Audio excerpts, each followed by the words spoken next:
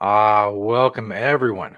If you're watching this live, that of course means it is time for the High Noon Hemp Show, which of course means it's noon Eastern on a Wednesday, which is the time you watch the High Noon Hemp Show live. If you're not watching live, that's fine, of course. We're in many places that you can find us. We are on Facebook, of course, the Temptations Beach Facebook page, also on the Jedi Hemp YouTube channel, and if you were on X, check out @Temptations. For the show, I am Stoner Jesus. I do various shenanigans and tomfoolery on the interwebs that you can search if you feel like it. He is Beach, and he is aboard, it looks like, the USS Temptations today, chilling with us on this fine Wednesday, a fine weather Wednesday as well in the area, the Cincinnati area. Beach, how are things this week in the world of Temptations?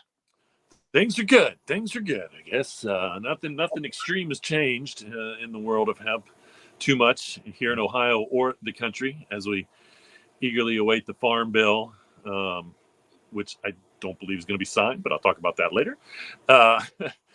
Anyway, yeah. So and it's a nice, cool, almost cool fall day here in the Cincinnati, Ohio. I might have to start busting out the long pants in the hoodie soon. We'll see. I still believe it's going to be warm pretty late around these times. And, as the rumor goes, it has been the hottest year on account since we've been counting.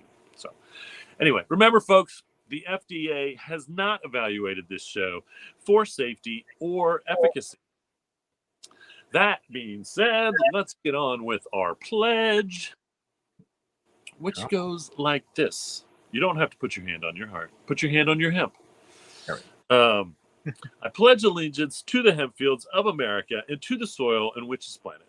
One seed under the sun with responsibility, sustainability, and thrivability for all.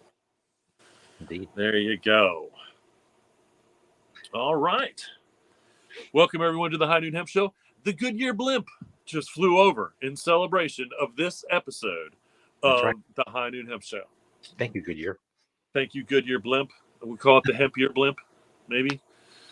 I don't know if they need any more credit or free advertising, but that was pretty fun. It is true. I am high above the Ohio River right now on the USS Temptations. Mm-hmm. The semi-temporary studios of Planet Everywhere. Yes. All right, well, let's get on to the product spotlight. 4 from the store, 1 from my door, as we like to say here on the High Noon Hemp Show. So it's hats this week on the product spotlight. How about a hemp or a peace leaf? We call this the peace leaf, which I have been using and loving for most of my hemp career. You may or may not know if you've ever taken a picture of me. Most likely, if you attempted to take a picture of me, I probably gave up a peace sign. There aren't too many pictures of me out there that I'm not giving the peace sign, no matter where I'm at in the world. And when I was in India, my Ranjit, I would give he noticed that I would give the peace sign in the pictures. And then if we were in pictures with someone else, he would say, two. Which I thought was, that will stick with me forever. I ran it in the back of my head when I put my peace sign up, and then he's telling other people, two. So they put their 2s up to make it a peace sign. Anyway, multiple colors. It's very simple, but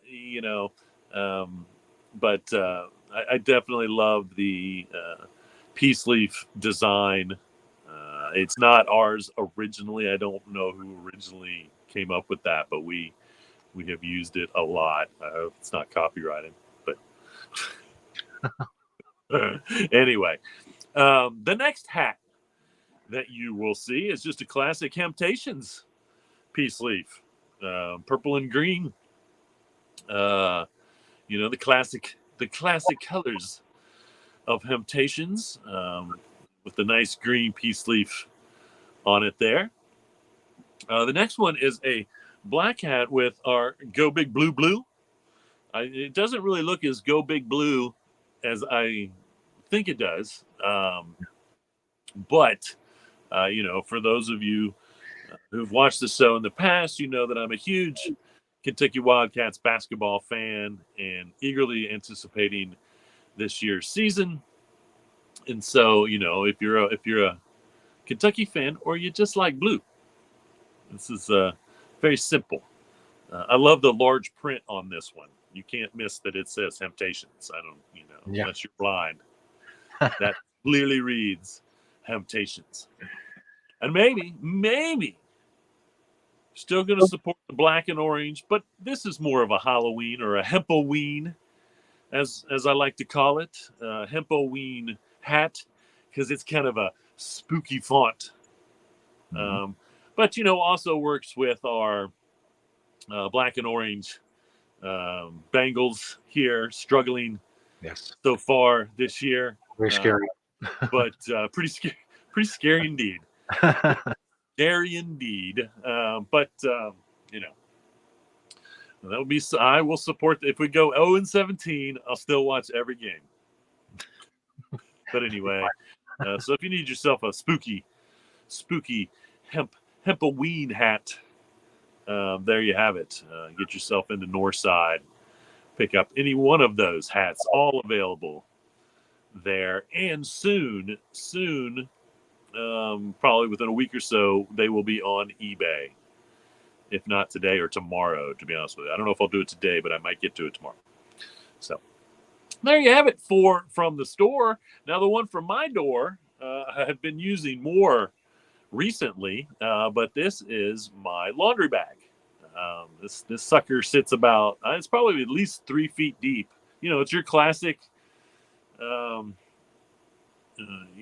think what like the Navy or the military used to use for a duffel bag size, made by Ecolution. So,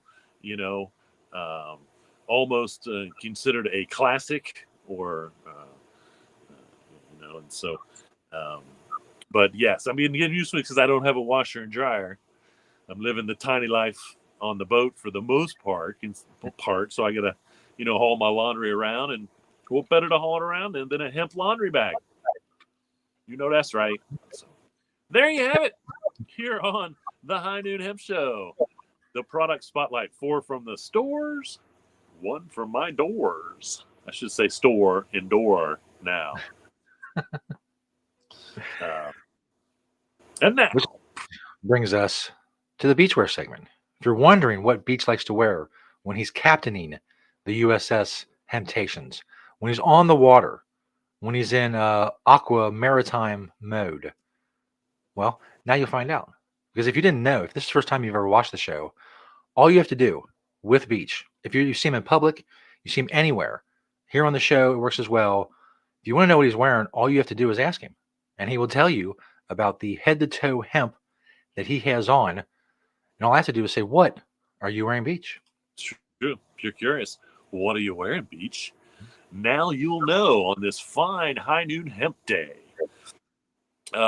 Classic purple and green, busting out the purple and green, purely because I wanted to bust out this hat, which is new to the show, never seen. 270 episodes. This hat has never been seen before, and so I basically, had to throw the whole outfit together around the hat.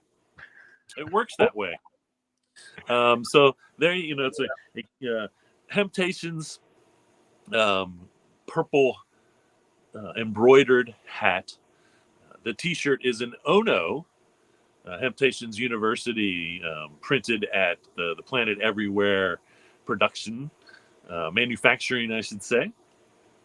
My shorts are Island Hempwear, classic. Once again, what I love about these is, they haven't faded. These shorts are at least 15 years old. They're just as thick as they were, just as nice, and so I like to wear these a lot as swim trunks because they work very well for swim trunks. Missing from my pocket is my Green Springs Technology pen. If for some reason I didn't have it in there, but it's normally there. I have to mention that. Underneath everything is a pair of Hempest boxer briefs. My socks are the Good Morning no-shows. And then You've seen them before on the High Noon Hemp Show if you watched it, but very rare, very rare. My New Balance, and those are 574s, and those are hemp. There is hemp in them. Their New Balances. This is the only pair of New Balance hemp shoes that I have. Very goes with the tropical theme, with everything broken down from the hat down. Even though it's a little cooler today, I suppose I'm still trying to live the summer life. Now I'm going to be like, come on, warm up a little, even though it's been so hot. Yeah. No, it's fall and spring are the two best times of year. Hopefully we get a good fall this year. I feel like we're going to have an extended summer and then somehow probably go directly into winter, but we'll see. If I got to go from t-shirts to hemp hoodlam jackets, so be it. But there you have it, folks. If you're wondering, what are you wearing today? Head to toe, hemp. There it is. Man. All right, let's check out one of the fun little movie trailers, hemp movie trailers that I made some years ago, and then we'll be back with some news.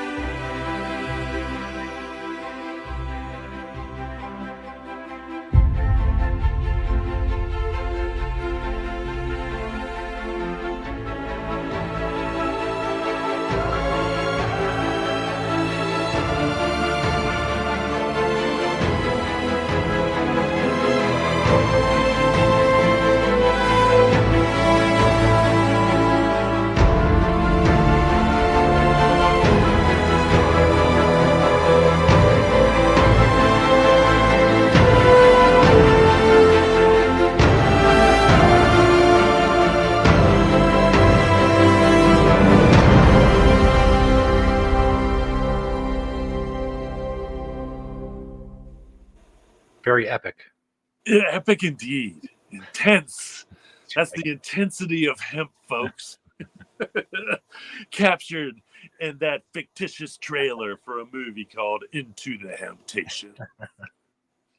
I have a lot of fun doing that. My communications degree is deeply ingrained in me, and editing those things and coming up with commercials and things is it's like a hobby for my job. I love it. So anyway, all right, let's get on with some news here. So I was talking about the Farm Bill. It looks like, luckily, and we'll see again, anything can happen in the next week or so, but it does look like they are not going to pass this particular Farm Bill, which is in fact a good thing. And hopefully when they go back to the tables, because it doesn't passes, they leave industrial hemp alone at the very least. Again, they're obviously not going to add in what the industrial hemp policy really needs, which is to boost the THC, to get rid of the felony idea. So if you have a felony, you cannot be a hemp farmer in the United States.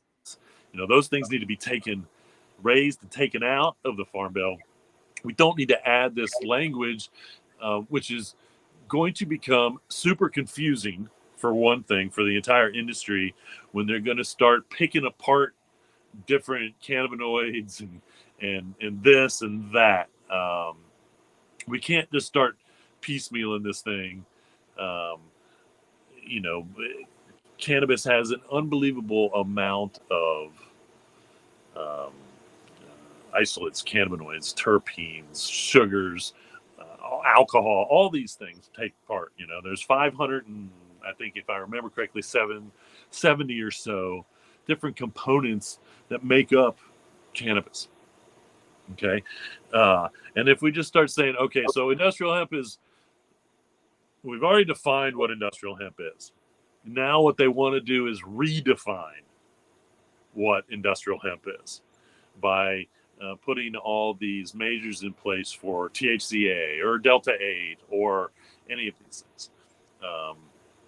And it's really going to mess up the whole system. And what I find interesting about this is that, like, when states try to do this, most of the time when states try to do this, the Supreme Court of the state or the courts say, no, again, by legal definition, this is what hemp is.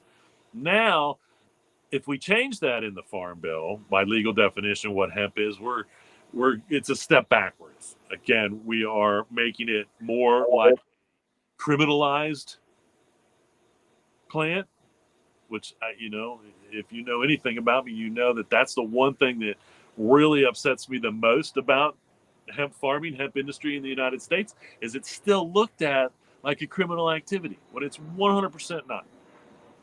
The fees, the licensing, the testing, all of these things make it appear like it is still a criminal activity. And then you add on all the fact that, we have these legal, what they refer to as intoxicating hemp byproducts. And, and it's just like I've said, you can't ban those. Most states that try to ban them, they're very unsuccessful. They usually get sued. California is about to find out.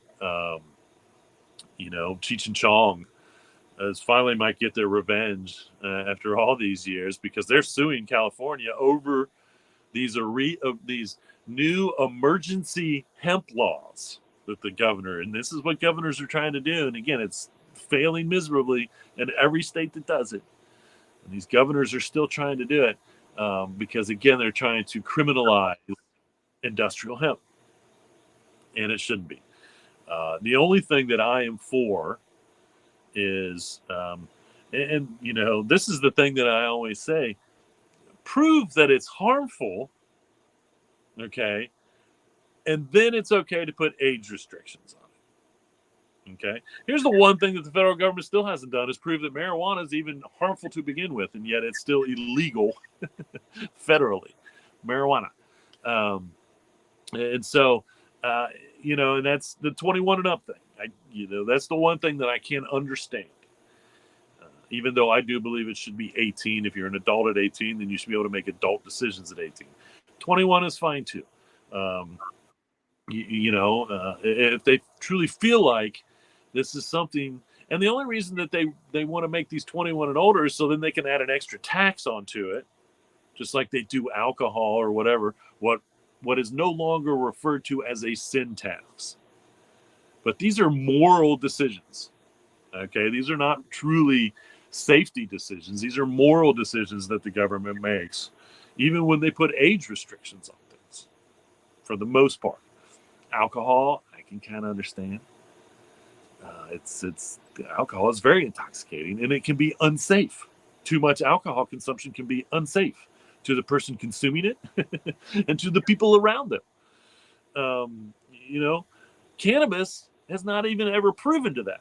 It's never been proven to be unsafe to the person using it, and it's never been proven to be unsafe to anyone around the people using it. And so, but they use these things because of moral decisions to raise age restriction. Oh, hello? Beach has disappeared, which happens sometimes. Hasn't happened as much lately, but it's definitely an occurrence. Tech issues and whatnot. Plus, Beach being on the USS Temptations, I guess, creates other Wi-Fi problems as well. So while we wait for Beach to return, make sure you're checking out the scroll. Always check out the scroll along the bottom, and for all the information that's going on. And Beach has returned. I knew as soon as the phone rang. There you go. I was in trouble because I don't know why when my phone, and again, that's my fault because once again, I did not go and put my do not disturb on. But I am back. Uh, I'm pretty much done with my thoughts on the whole federal farm bill thing and the whole intoxicating hemp thing. I'm sure I'll talk about it again next week, and maybe even more in this show. I don't know. It's very possible. But again, but the best case scenario for the industrial hemp world in the United States is that um, is that the farm bill gets pushed back, and that if it doesn't get, and again, if it doesn't get passed, and I feel like it's not going to get passed only because the government just cannot agree. It's just kind of ridiculous one way or another because they just don't want to agree on anything just so they can say, well, we're not going to agree with you. We're not going to agree with you. So we're not going to pass this thing because we think you want to pass it and we think you want to pass it. So we're not going to pass this thing. Which again, it's a farm bill. This should be totally bipartisan. There should be no politics involved when it comes to a farm bill being passed. But yet here we are in this illustrious government world of ours when they fight over the dumbest things because they feel like they have to fight about everything. Anyway, but in this particular instance, it might be a good thing. And once again, hopefully, if they don't get it passed by the end of September, they in fact go back to the table and they strike all this new stuff when it comes to industrial hemp. And we move forward there, or they try to make the industrial hemp policy, Section 8606, better, not worse. Less, not, it doesn't have to be less intrusive, although if they raise the THC, I think that would make it less intrusive. And again, 1% THC in industrial hemp is, not going to make any difference. One would argue now, though, that just makes more industrial hemp THC available to the market, which, in my opinion, should be. Because the cannabis market should be more free and open than it is. And the fact that the marijuana industry is fighting against the hemp industry because of this, shows you their greed and shows you how it should all just be legal to begin with. So, anyway, we'll see what happens in California. It's going to be interesting. There are other states right now. I think Missouri he got turned down again, or they said no to his emergency act he wanted to try to do. I think I saw something about Iowa is now trying to do something. And so, we're keeping our eye on all these states. And Texas is once again trying to do something, even though they're trying to do something for Delta 8, and they've already tried this. They tried this 2 or 3 years ago. And the highest courts in Texas said, no, this is legal industrial hemp. And so, there was a woman just recently who legally purchased a Delta 8 product in Texas and was arrested on felony charges. So we're going to keep our eye on that too, because,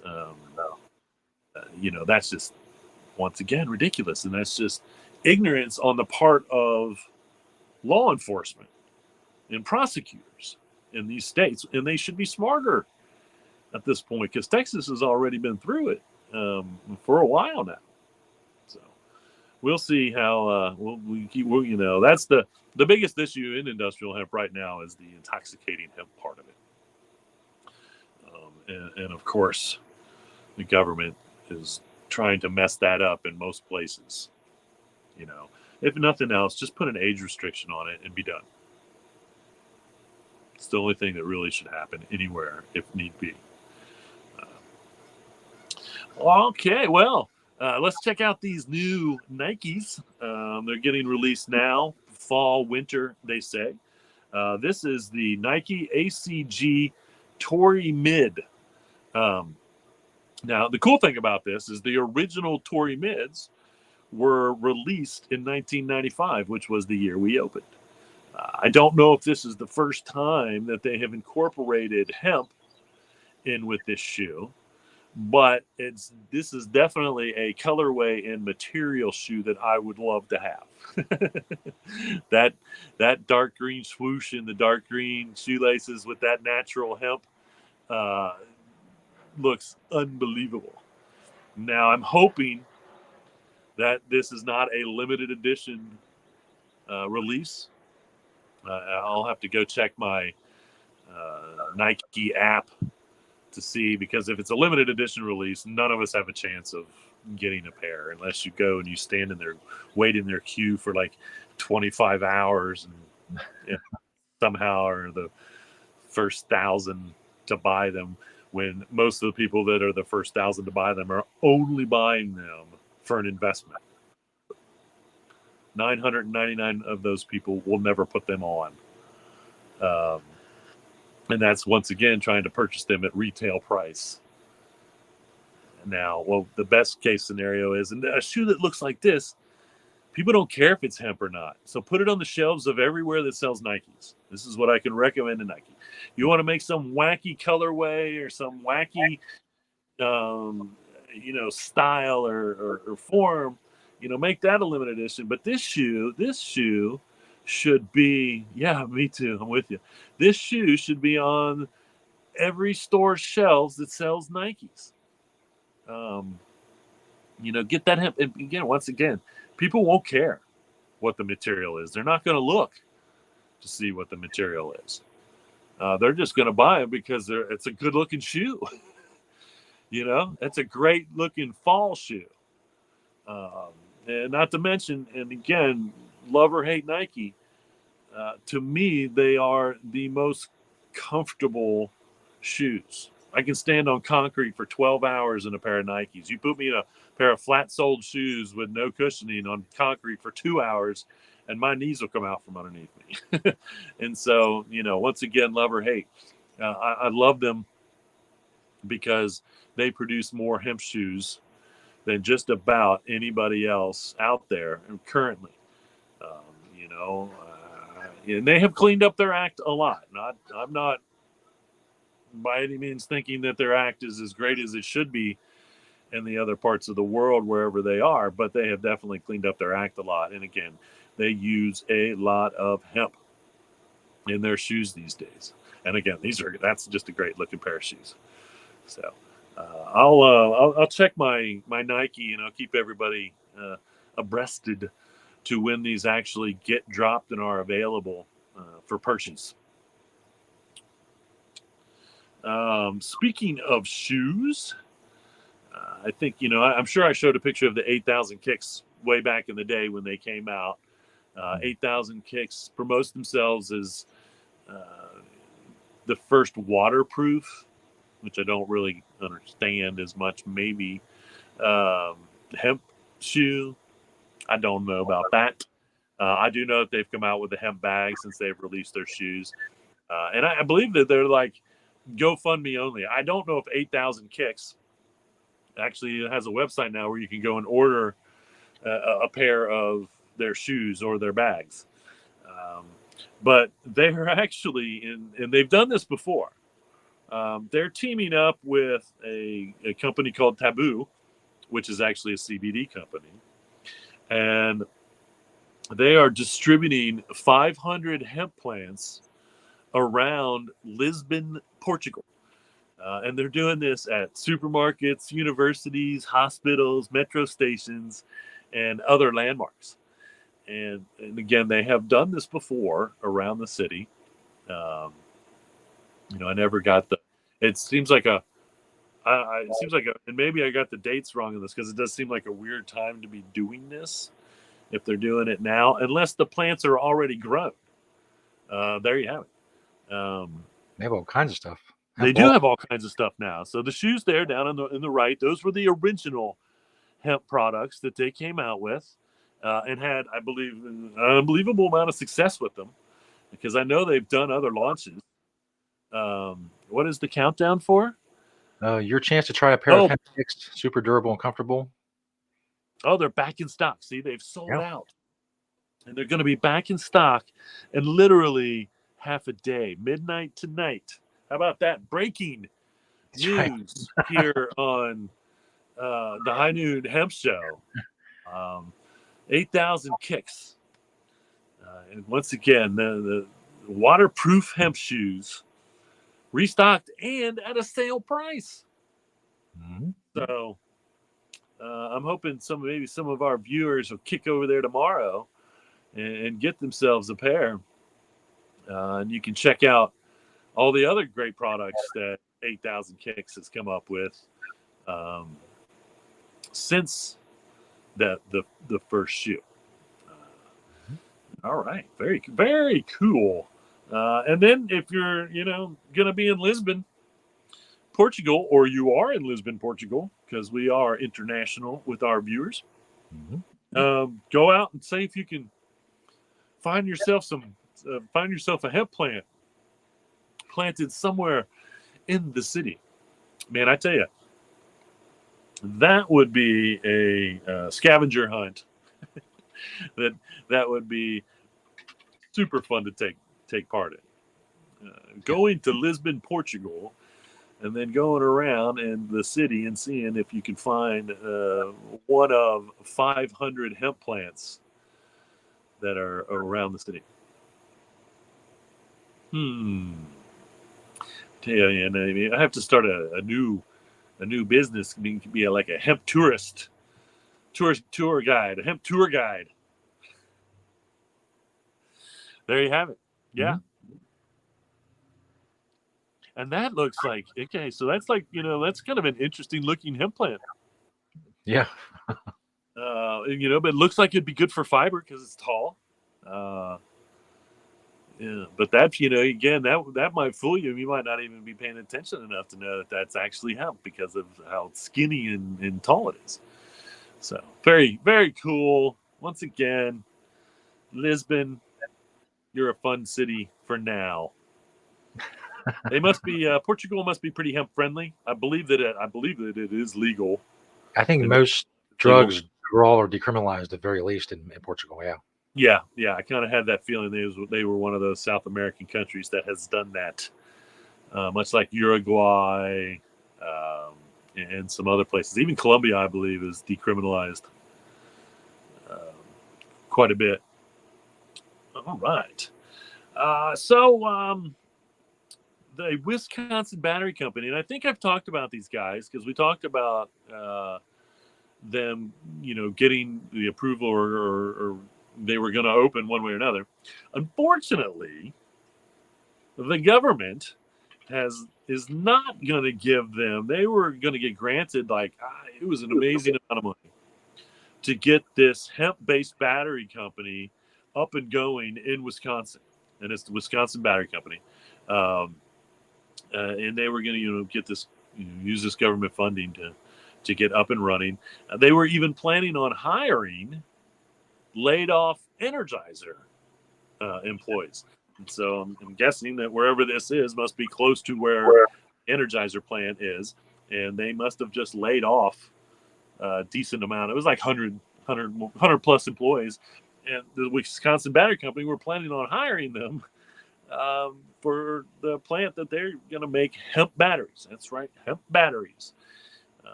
And so, this is a setback. The owner says, but he has other plans in the works, and hopefully they'll get some funding, get some money to get this operation up and going. Uh, you know, Batteries. If I was going to tell anyone, if I believed in the stock market or making your money in the stock market, I would say invest in batteries, because batteries are one of the technologies in our world that I truly believe even 100 years from now we'll be making battery breakthroughs, because finding the smallest, most powerful batteries is still super hard. Okay. And now we have supercapacitors making a comeback. And supercapacitor batteries work in a different way because they're more about storing and using energy. Um, you know, and so that technology has so much use for expansion. And of course, supercapacitors, that's where I know we can use hemp in those because we can make hemp graphene, which is a good part of the supercapacitor battery. And so we know we can use hemp in those batteries. But being able to incorporate hemp into any type of battery and making a battery better because of it would be phenomenal. Because once again, batteries are the struggle, technologically wise. Uh, we will always. It'll be because not only good morning. I should say, good high noon here, but good morning to you in California. Your hemp laws are all messed up right now. I feel for you. But once again, battery technology will always, because if we ever even perfect the battery technology that we have, we're always going to be moving forward for bigger, better batteries. And this is space travel. There are no batteries that we have right now that are capable of fueling and making space travel, long term space travel out there. But they have to be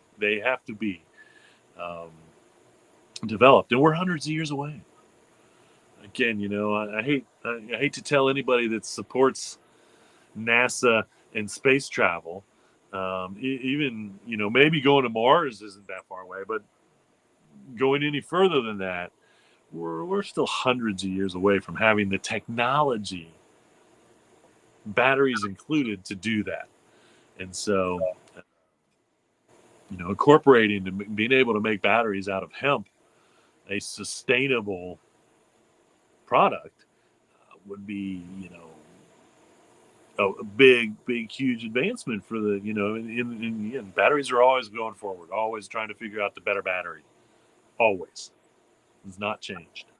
They can store more power in a AA battery now than they could 20 years ago. And it's a safety issue and all these things. So let's get this Wisconsin battery company up and running, making some hemp batteries, get them out to the world.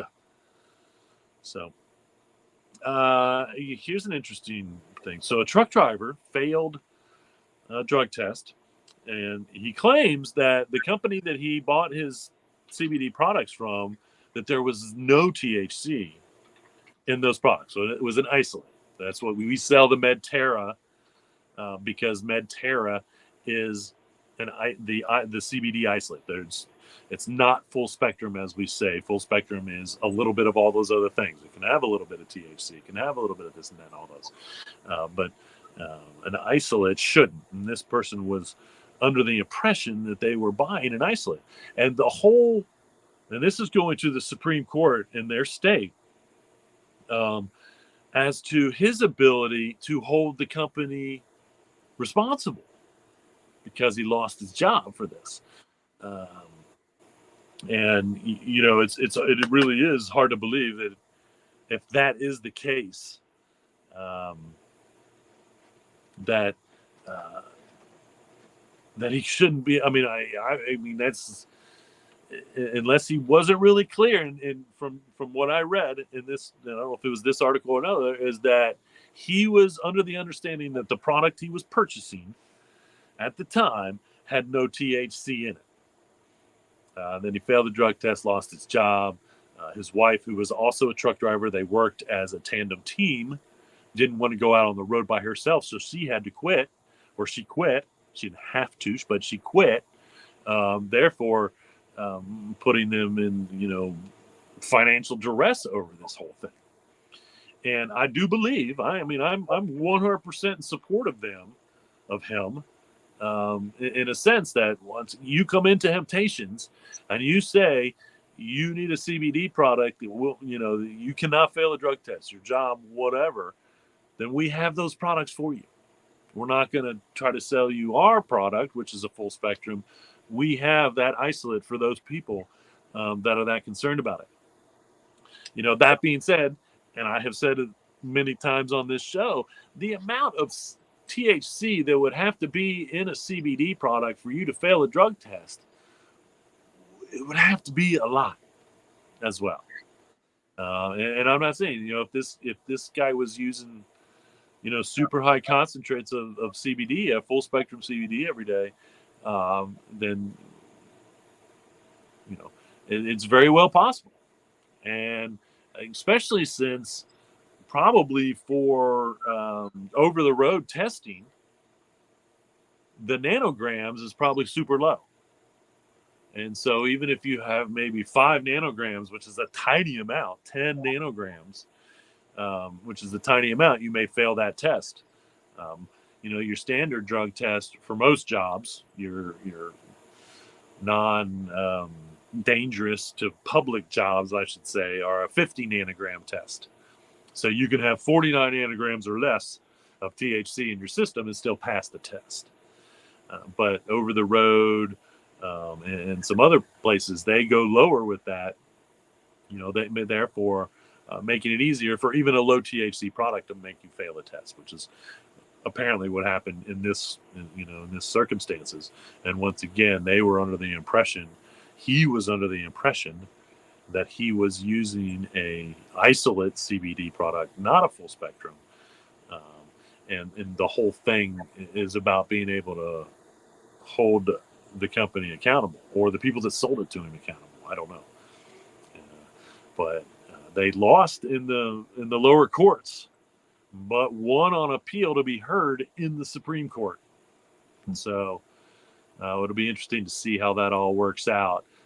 But I do think that, once again, I'm wholeheartedly behind the fact that someone should be held responsible for him losing his job if these are the circumstances. So we'll see. We'll see. So the first organic hemp-infused organic hemp. Now, I know there's already hemp vodka, but the first organic hemp-infused vodka is coming out, or is out. It's called Fiori, Fiyory. That's Fiyory. And they're claiming, and it may be true, I don't know, that they are the first organic hemp-infused vodka. Now, I know the one of the first big hemp vodkas is in Texas. Yeah, I know that they released. It's been around for a couple years now, actually, and so obviously it's pretty easy to infuse vodka with hemp. And one of the reasons why they did this was actually to add some health benefits to the vodka, to make a healthier vodka, so to speak. Which is, that's all well and good. There's I don't know how much of that is going to translate into, say, the long-term damage of drinking alcohol does to, say, the liver or whatnot. But, it's like taking the chemicals out of tobacco and then calling it a healthier tobacco. We can only hope that's true. But adding infused organic hemp to vodka, it does make the vodka, that hemp is healthy. As everyone should know, if you've watched the show before, hemp is unbelievably healthy as a food product for the human body. High in protein, perfect ratio of omega-6, omega-3 fatty acids, vitamins, minerals, all of these things that we want in a food product, you're now going to get out of your vodka. So I'm not saying drink more of this vodka to be healthy, but this vodka is more healthy than other vodkas. That's right. If you're going to drink vodka, you might as well be healthy. That's right.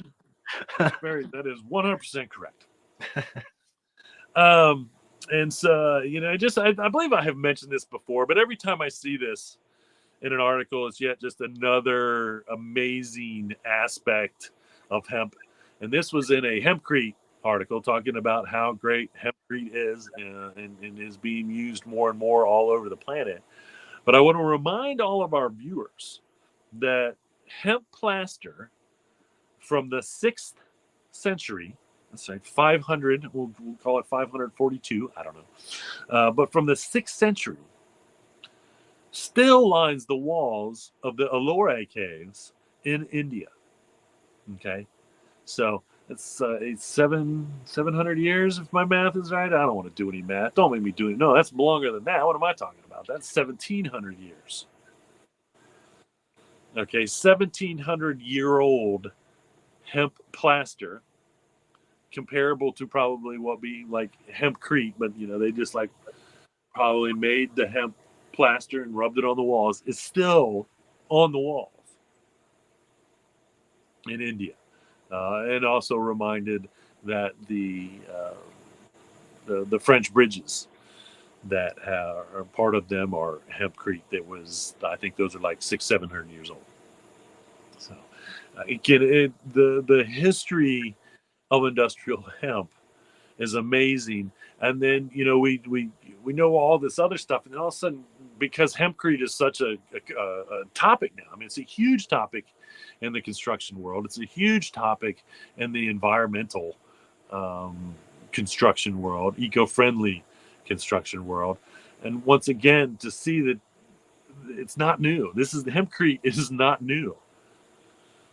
Just like I said, most hemp products are not new. It has a 10,000-year-old history,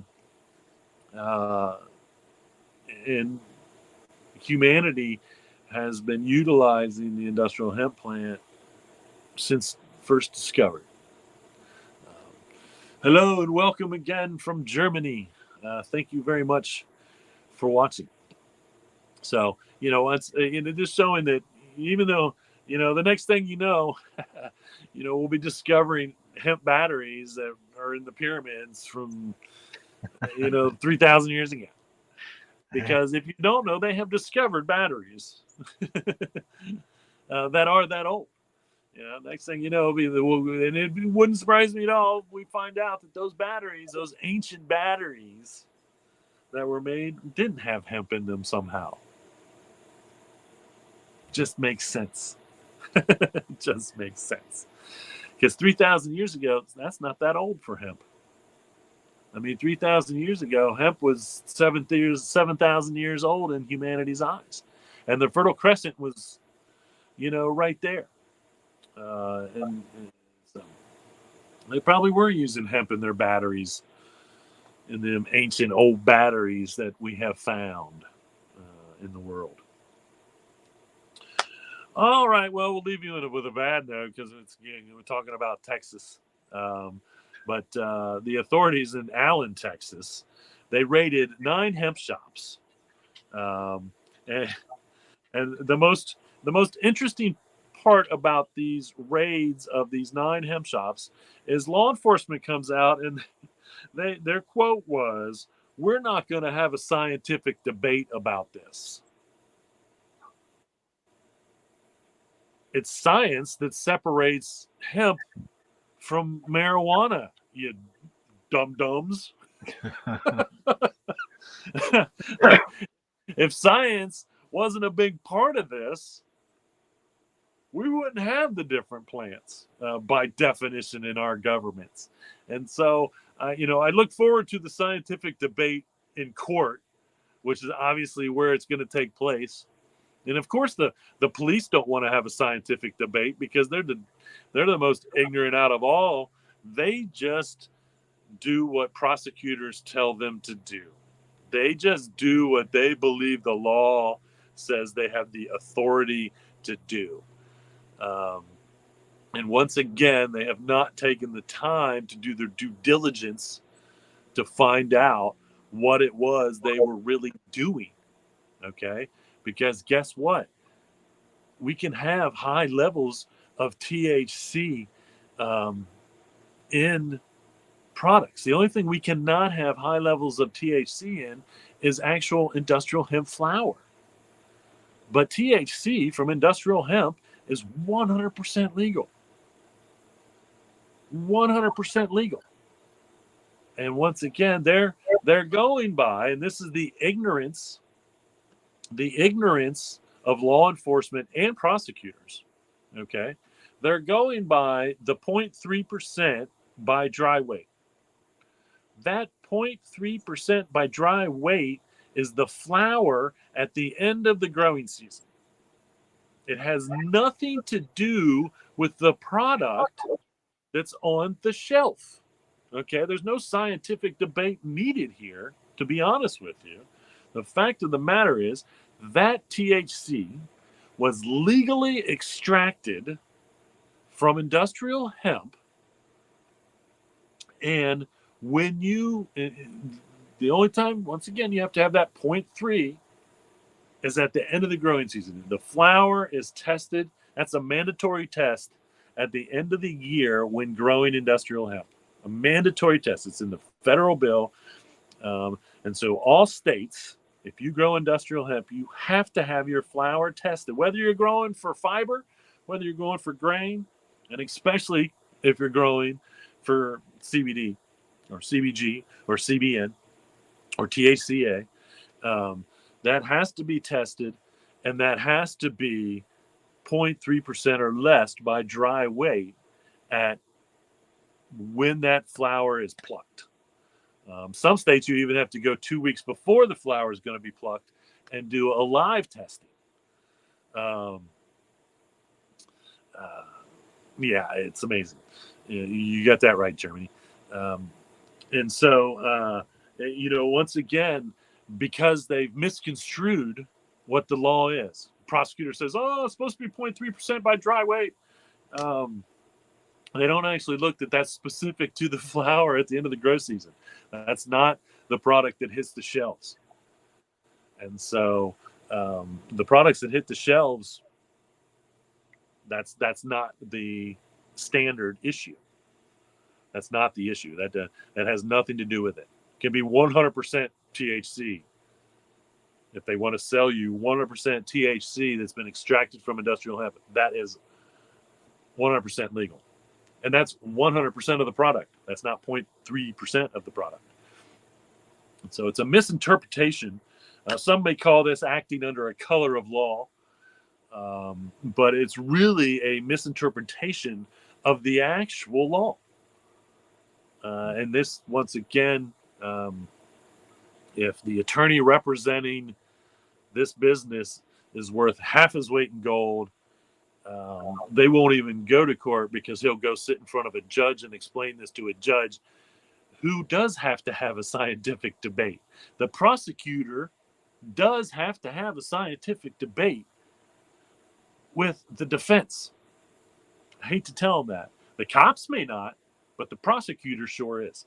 And so I look forward to this one because the scientific debate is going to be had, and they are going to lose the debate. And they are going to be held accountable for their actions because they did, in fact, miss it. It's the prosecutor's job to know the law. And that's to know the law without any doubt. Without any doubt. When they decide to charge someone with murder, the prosecutor says, we have to have check. We have to know this before we even try to. We're not saying we can prove they're guilty, but we know we have to do this. With hemp, it should be the same thing. They should have a checklist. And go down the checklist. Was this product this, and this? That's hemp. It's legal. Was this product this, and this? That's marijuana. No, this product isn't legal. But you have to go all the way down the line, once again, to the source of the product. The source law, which says if it comes from hemp, it's hemp. And this is now backed up. The source law is 20-something years old. But this is now backed up by the 2018 Farm Bill that says everything that comes from hemp. And it's literally described, extracts, this, that, everything. Everything comes from industrial hemp is 100% legal industrial hemp. And, this has happened before. And this will happen again. Once again, I'm really surprised that Texas is going through this. But this is kind of, I believe, small town mentality. Like, once again, they find out somebody's selling these THC products extracted from industrial hemp. They go, they buy one, they test it. Yes, it's THC. And then they go and they say, well, this is how much was in there, so it's above that 0.3%, even though once again they don't know what that 0.3% is based on, and then they say it's illegal. Well, they're gonna find out in court through scientific debate, most more than likely, or the charges will be dropped because they're gonna find out through scientific debate that this is industrial hemp, and scientifically it's not marijuana, so therefore criminally you have been mistaken. It's a semi-common mistake that law enforcement or the government makes, because they don't really look into that 0.3%. They don't find out what's that based on. It is based on the dry weight, and this is at the time of flowering. This is the time of plucking or harvesting, I should say. That's part of the federal law, and that's part of all state laws, as far as I know. I don't know if there is any state that has legalized industrial hemp, or because the states had to do it. So the federal law changed their laws, and then the states had to say, okay, yes. But I don't know of any state that has done that, that doesn't do the testing, for one, and then that doesn't know that that's where that 0.3% comes from. Like, the state of Texas should just know that, because they've been in this game long enough, and they grow industrial hemp in Texas.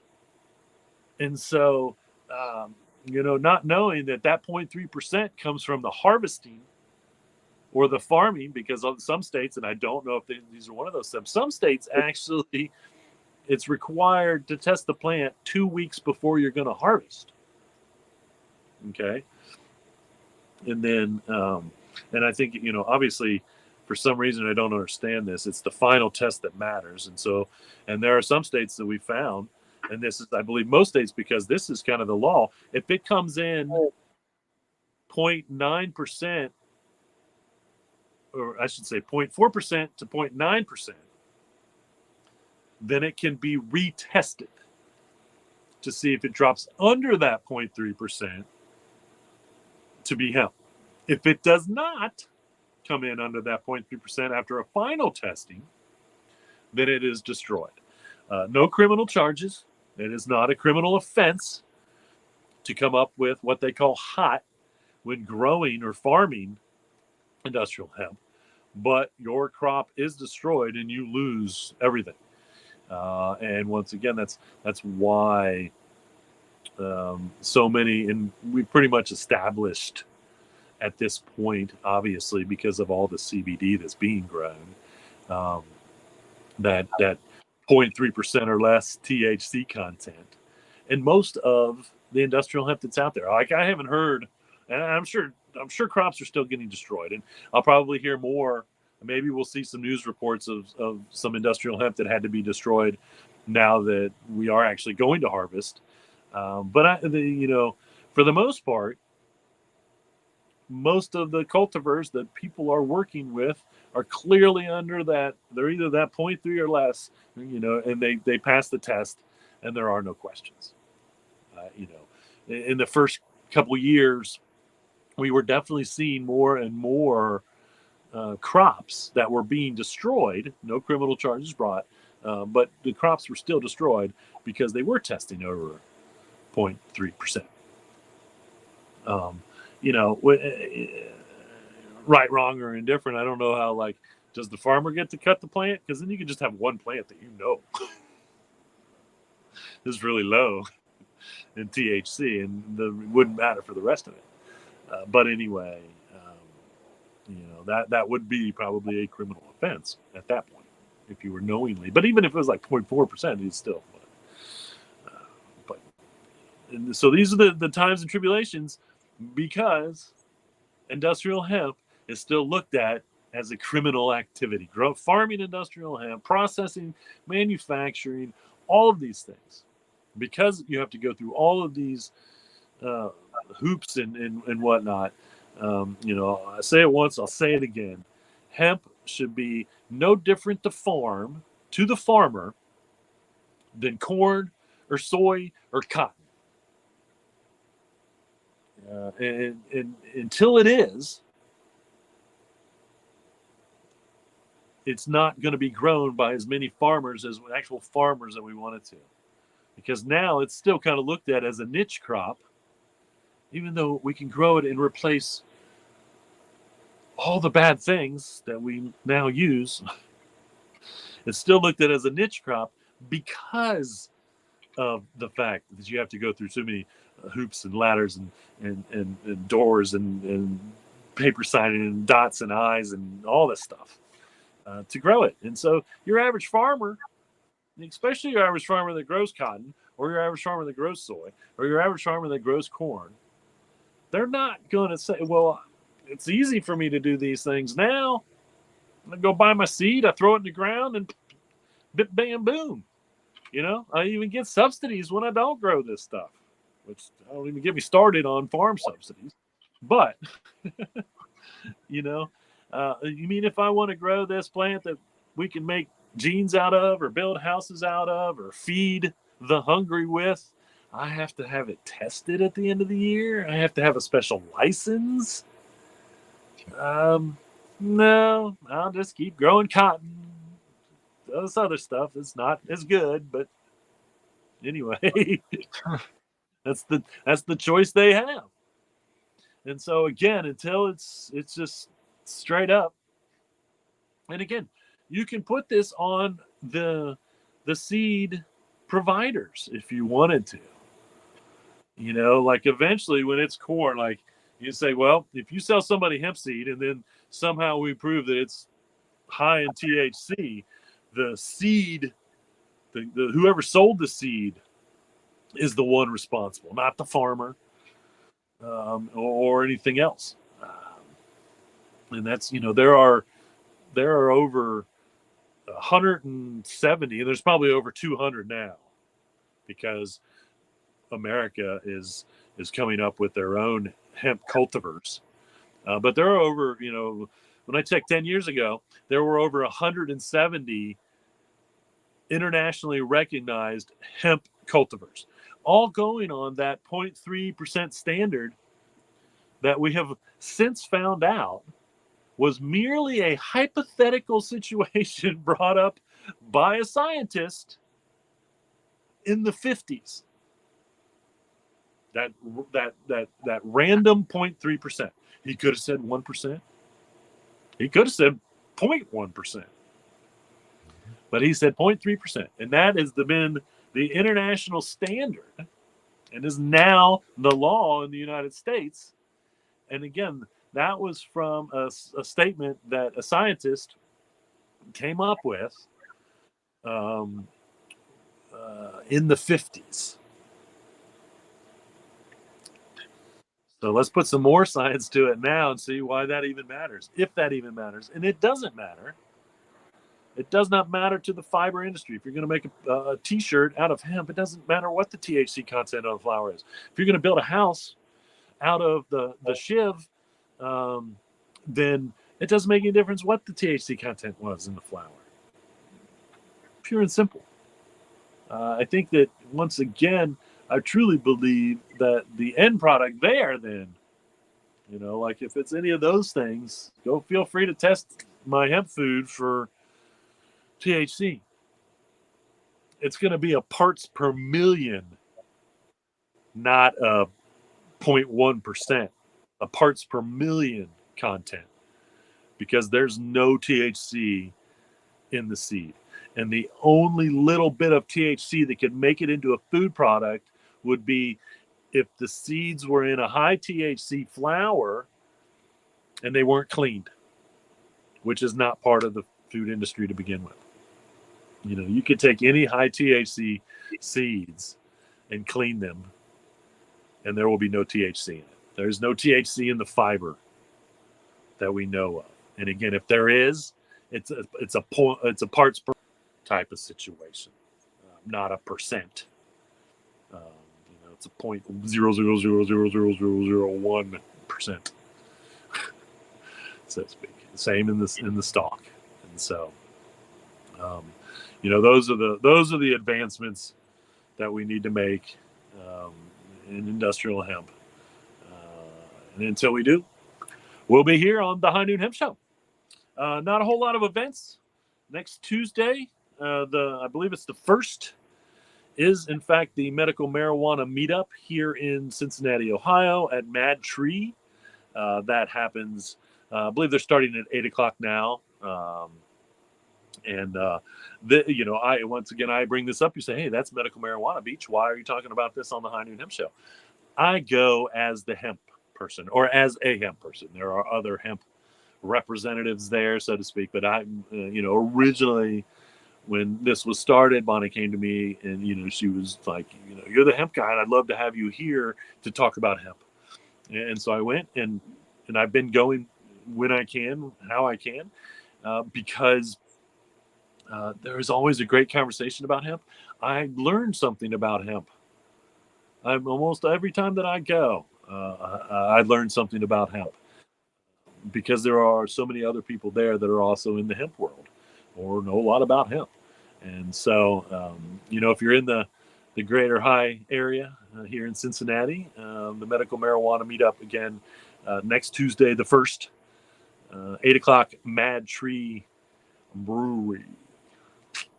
All right, that's all I got. I don't have any questions. Once again, clearly illustrated my thoughts throughout the show.